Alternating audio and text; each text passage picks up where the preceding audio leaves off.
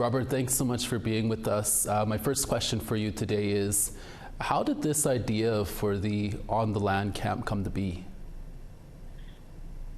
Well, the on-the-land camp was the one option that we had considered for a period of time.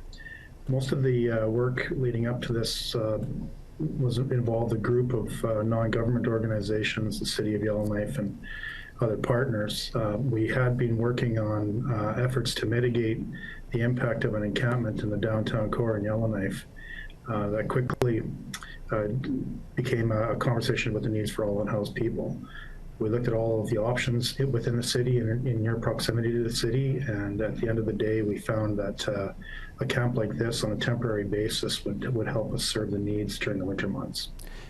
Robert, can you tell us about the camp, and including the accommodations and services that will be provided? Okay. Yeah, the camp, it is a fair distance from the city. It's about 60 kilometers down Ingram Trail. It's an established camp already that has hosted winter activities in the past, primarily for youth at risk. So there are a number of cabins. They're insulated. They're heated by wood stove. It's dorm-style sleeping, about 7 or so people in one cabin and 12 people per cabin in the others. We have a kitchen cabin as well, where there's television and internet via Starlink. There's heated toilets and showers as well, and an area for folks to gather.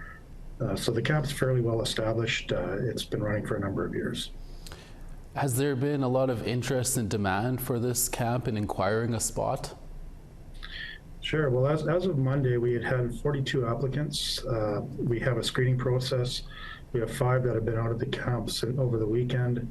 We have another intake coming up. People will go out either tomorrow or Friday, and there'll be weekly intakes from here on in.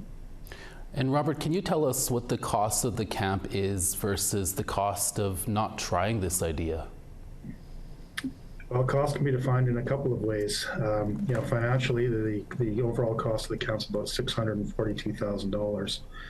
And in comparison to other services, it sounds expensive at first, but when you consider all of the services that are provided, the meals, the showers and whatnot, it actually comes in fairly close to the cost of running something in town when you consider the fact that we're 60 kilometers out of town.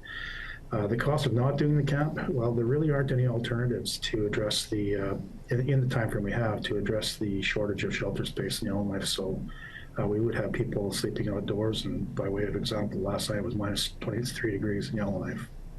Yeah, definitely dangerous out there when the temperatures go down. If successful, Robert, do you think this is a model other cities across the country could replicate?